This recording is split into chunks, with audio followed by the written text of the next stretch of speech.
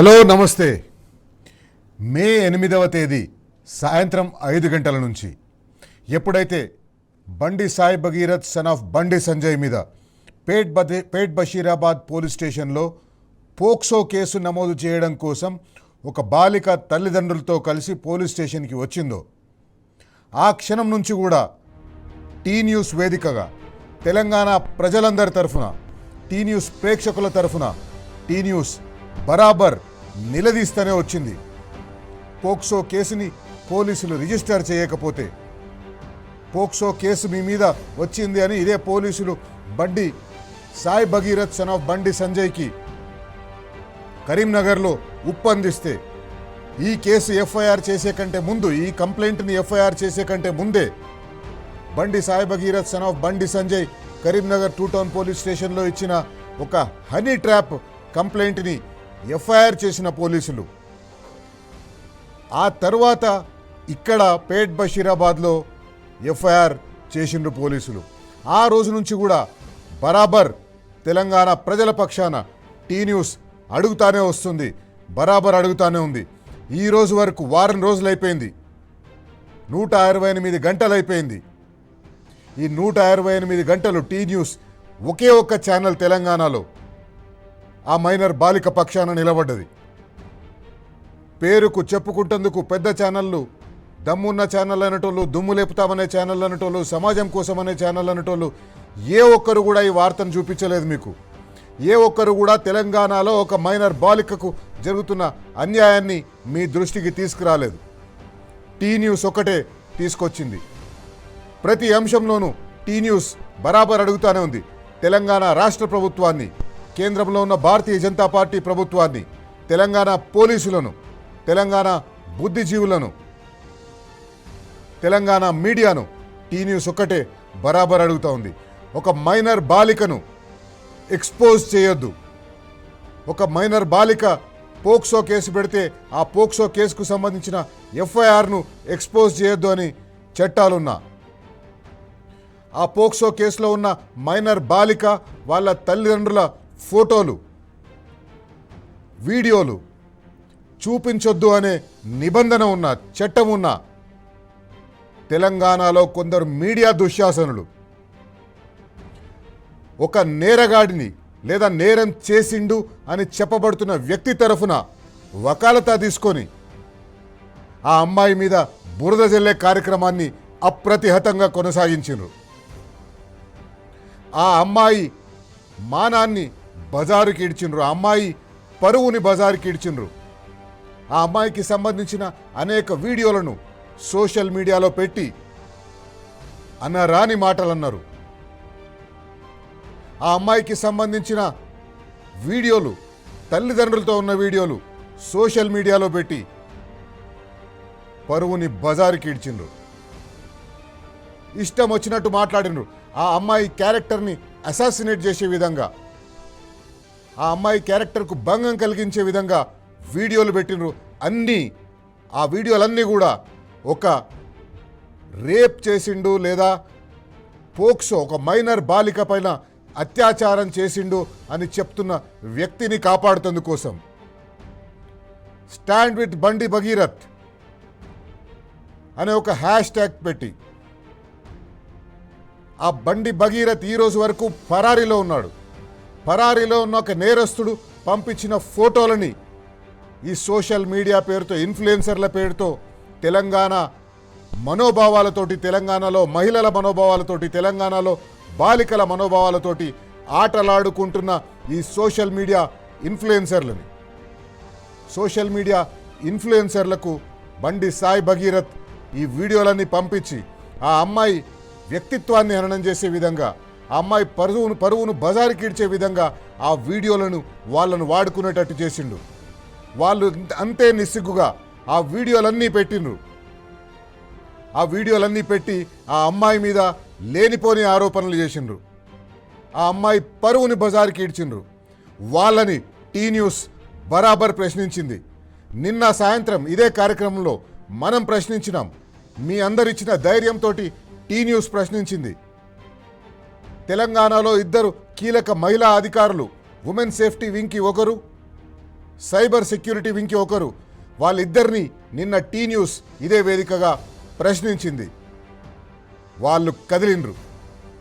ఈ social media దుశ్శాసనులు ఎవరైతే ఆ సోషల్ మీడియాలో అమ్మాయి పరువుని నిలువున చీల్చేసిండ్రో, ఆ అమ్మాయి పరువుని, ఆ అమ్మాయి మానాన్ని ప్రశ్నించిండ్రో, వాళ్ళందరి మీద పేట్ బషీరాబాద్ పోలీస్ స్టేషన్లో ఎఫ్ఐఆర్ నమోదైంది.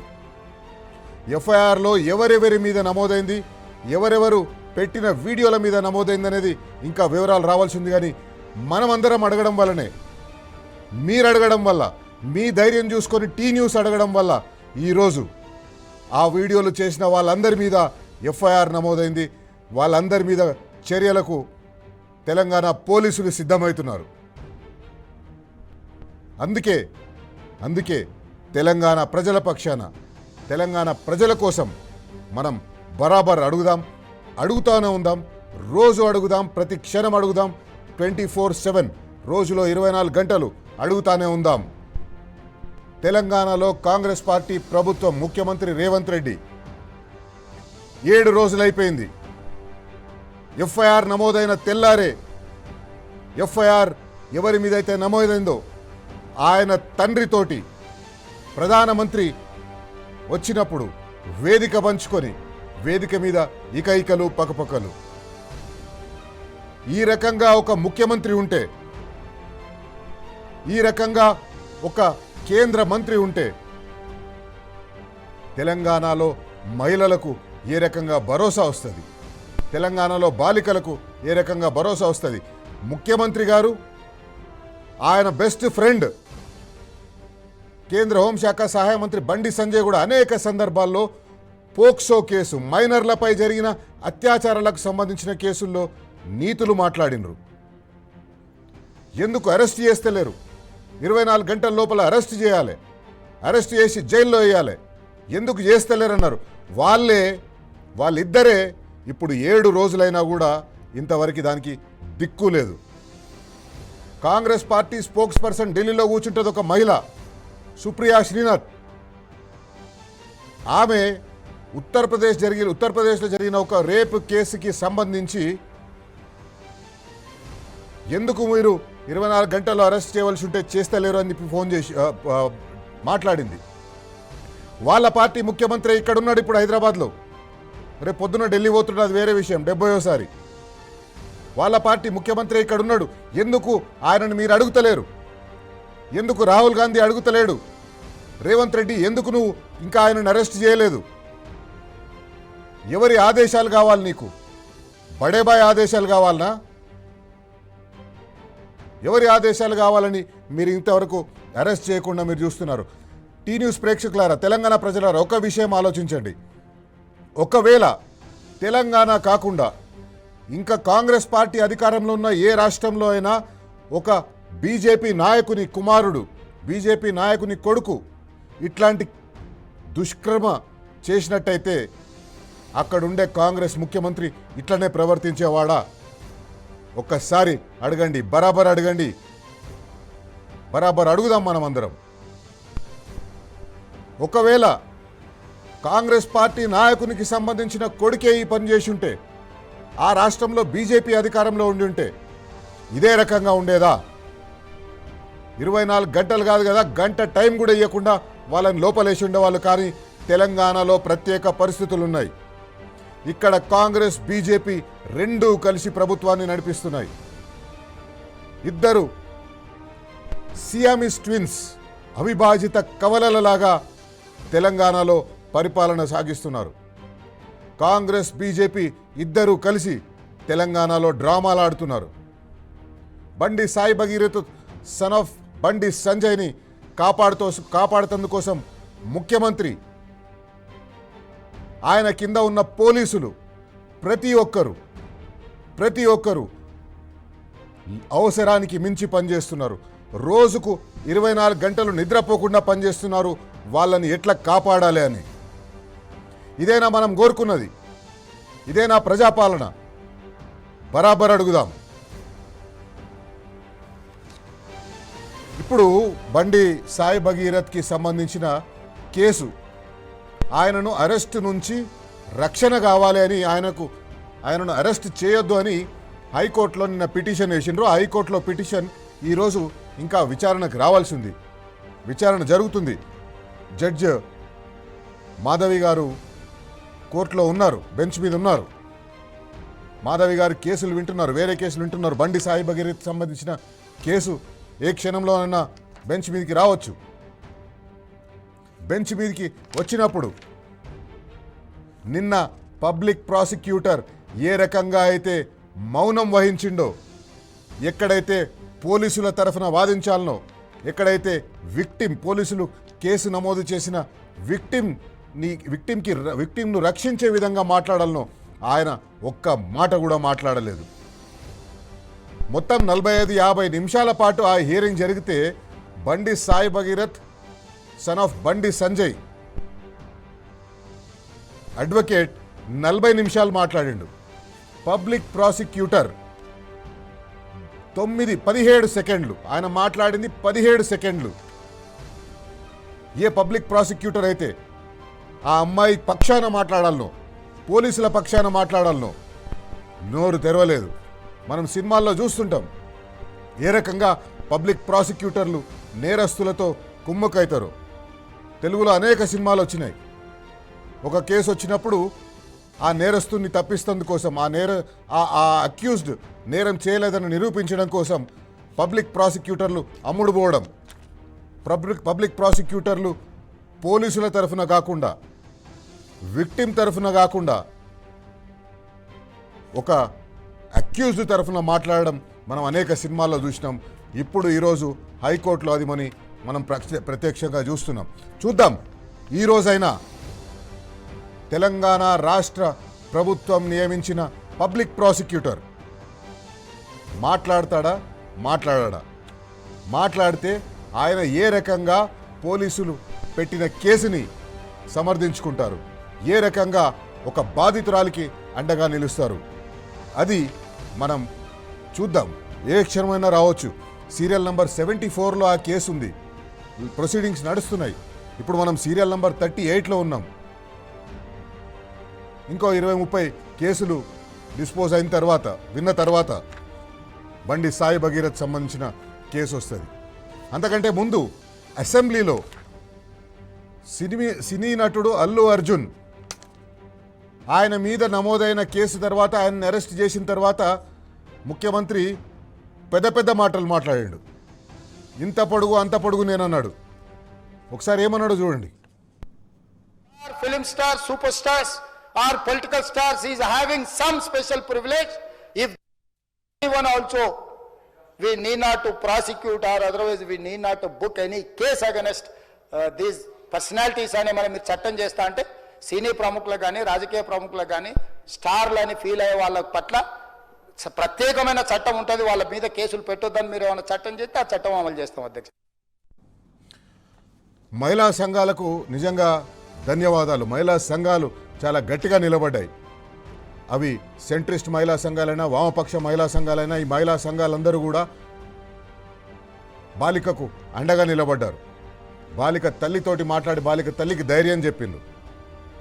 బీఆర్ఎస్ పార్టీ మహిళా నాయకులు అంబేద్కర్ గారి విగ్రహం దగ్గర ఈరోజు నిరసన కార్యక్రమం చేసిండ్రు. పిఓడబ్ల్యూ అధ్యక్షులు సంధ్య మాట్లాడింది, ఒకసారి చూద్దాం. ఎఫ్ఐఆర్ 8వ తారీఖు అయితే, కౌంటర్ కేసు 8వ తారీఖు అయితే, ఆడ 10వ తారీఖు ప్రధాని మోడీ మీటింగ్లో నా ప్రియమిత్రుడు అంటాడు. నా ప్రియమిత్రుడు అని ఎట్లా చెప్తున్నాడు? ఒక దోషి తండ్రిని పట్టుకుని నా ప్రియమిత్రుడు అని ఒక రాష్ట్ర ముఖ్యమంత్రి చెప్తున్నాడంటే సిగ్గుపడవలసిన విషయం. అరే, రాహుల్ గాంధీ జాతీయ స్థాయిలో కొట్లాడుతున్నాడు బీజేపీ మీద. భారత్ జోడో అని ఆయన బయలుదేరితే ఈయన బీజేపీ జోడోగా మార్చేశాడు దాన్ని.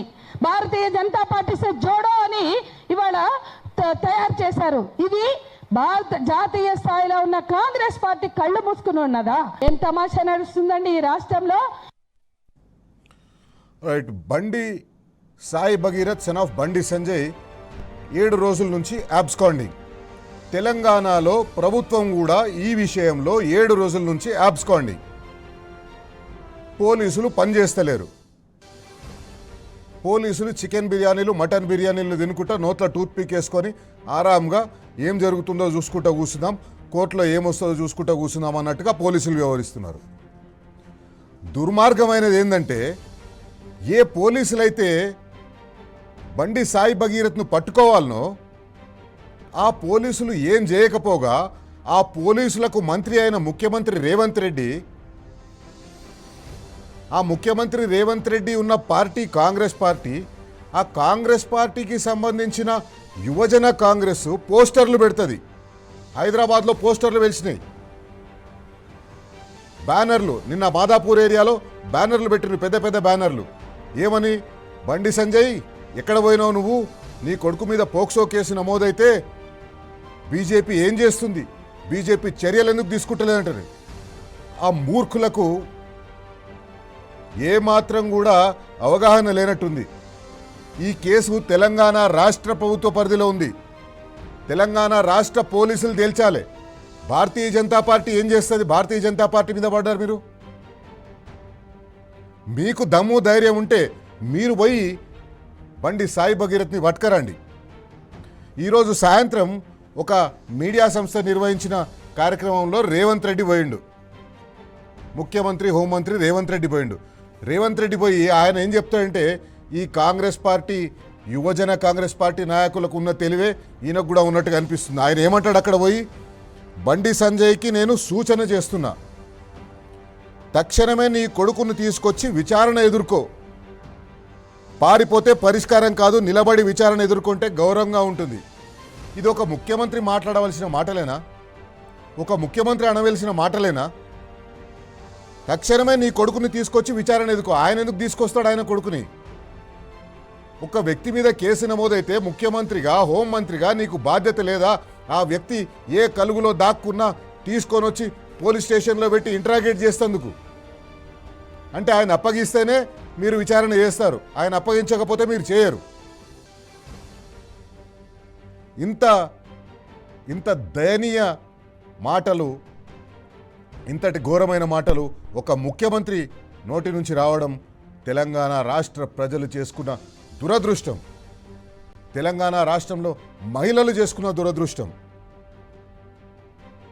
రాజకీయపరమైన ఆరోపణలు ఏమైనా చేయొచ్చు, కానీ ఒక హోంమంత్రిగా ఒక ముఖ్యమంత్రిగా ఈ కేసులో ఆయన ఎక్కడ దాక్కున్నాడో ఆయన పట్టుకరావాల్సింది పోయి ఆయనని వేడుకుంటున్నట్టుగా ఉంది ఇక్కడ. నువ్వు రాజకీయంగా ఎదగాలంటే, మై బెస్ట్ ఫ్రెండ్ అన్నాడు కాబట్టి ఇవే మాటలు మాట్లాడతాడు, నువ్వు రాజకీయంగా ఎదగాలంటే ఈ కేసులో నీ కొడుకుని ఎక్కడున్నా తీసుకొచ్చి అప్పగించు అంటాడు, విచారణ ఎదుర్కో అంటాడు. పరిష్కారం పారిపోతే పరిష్కారం కాదు, నిలబడి విచారణ ఎదుర్కొంటే గౌరవంగా ఉంటుంది. బా, ఎంత మంచిగా మాట్లాడుతున్నాడు ముఖ్యమంత్రి అంటే, ఒక బెస్ట్ ఫ్రెండ్ తోటి ఎట్లా మాట్లాడాలనో అట్లా మాట్లాడుతున్నాడు. తెలంగాణ ప్రజల ధైర్యం ఎక్కడ పోయింది? ఎందుకు ఇంత చేతగానలకు తయారైన తెలంగాణ రాష్ట్ర పోలీసులు? ఈ పోలీసులేనా యాసిడ్ దాడి చేసిన వాళ్లకు ఏ రకంగా శిక్షించాలనో శిక్షించింది? ఈ పోలీసులేనా అని అనుమానం వస్తుంది. ఒక వెటర్నరీ డాక్టర్ని మానభంగం చేసి క్రూరంగా కాల్చి చంపితే ఏ రకంగా మన పోలీసులు వ్యవహరించిందో చూసినాం. ఆ పోలీసులైనా ఈ పోలీసులని ఇప్పుడు ఒక అనుమానం వస్తుంది. అందుకే టీ న్యూస్ వేదికగా ఈరోజు బరాబర్ అడుగుదాం, ఎట్లా అయితే మీడియా దుశ్శాసనుల మీద కేసు పెట్టే వరకు బరాబర్ అడిగినామో, ఈరోజు కూడా బండి సాయి భగీరథ్ సన్ ఆఫ్ బండి సంజయ్ని తీసుకొచ్చే వరకు, అరెస్ట్ చేసే వరకు బరాబర్ అడుగుతానే ఉందాం.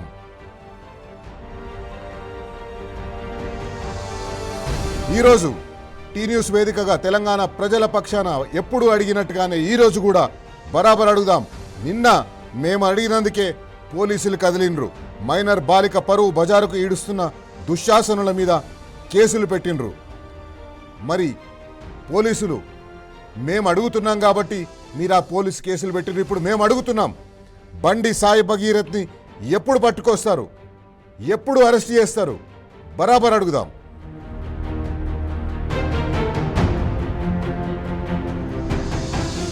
సోషల్ మీడియా దుశ్శాసనుల మీద కేసులు పెట్టిన సరే, కానీ ఇప్పటి వరకు ఒక్క వీడియో అంటే ఒక్క వీడియోని తీసేయలేదు. పై అధికారులకు వివరాలు పంపినమంటున్నారు. పై అధికారులు ఏం చేస్తున్నారు? నిన్న అడిగినట్టుగానే ఈరోజు అడుగుదాం సైబర్ సెక్యూరిటీ డీజీ శిఖా గోయల్ని, ఉమెన్ సేఫ్టీ వింగ్ డీజీ షారూ సినాని. బరాబర్ అడుగుదాం, బాధ్యత లేకుండా వ్యవహరిస్తున్న సోషల్ మీడియా దుశ్శాసనులను ఎప్పుడు అరెస్ట్ చేస్తారు? బరాబర్ అడుగుదాం.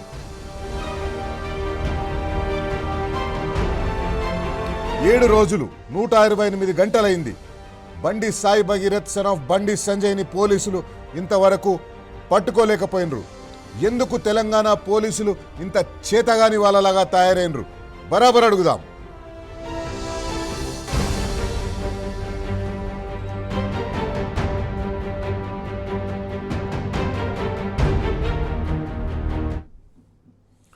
రైట్, బండి సాయి భగీరథ్ సన్ ఆఫ్ బండి సంజయ్కి సంబంధించిన కేసులో ఇంకొక కీలక విషయం చెప్పాలి.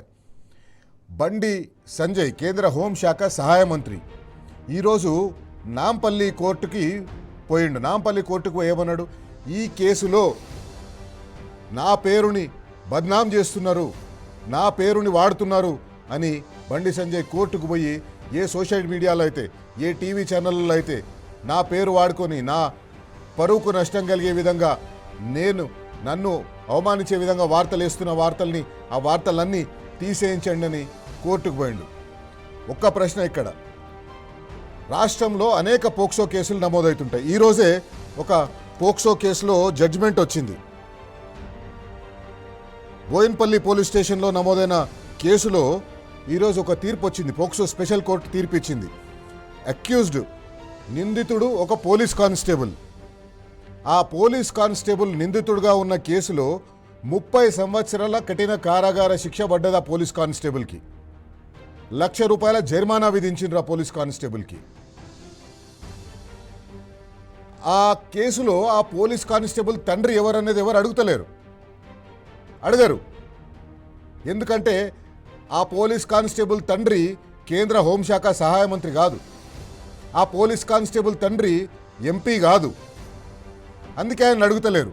ఇక్కడ బండి సాయి భగీరథ్ తండ్రి కేంద్ర హోంశాఖ సహాయ మంత్రి, బండి సాయి భగీరథ్ తండ్రి కరీంనగర్ ఎంపీ, చాలా పవర్ఫుల్ మనిషి. అందుకే ఇక్కడ బండి సంజయ్ పేరు వస్తుంది. కానీ అన్ని కేసులలో నిందితుడి తండ్రి గురించి ఎవరు మాట్లాడరు. ఇక్కడ కూడా ఒక నిందితుడి తండ్రి గురించి ఎందుకు మాట్లాడింటే, ఆ నిందితుడి తండ్రి హనుమాన్ జయంతి సందర్భంగా ఏ రకంగా ఆ నిందితుడి తరఫున ప్రజలను బెదిరించిండో మనం చూసినాం. ఏ రకంగా ప్రజల అంతు చూస్తారని బెదిరించిండో మనం చూసినాం. అందుకే బండి సంజయ్ పేరు తీసుకోవాల్సి వస్తుంది. బరాబర్ అడుగుదాం.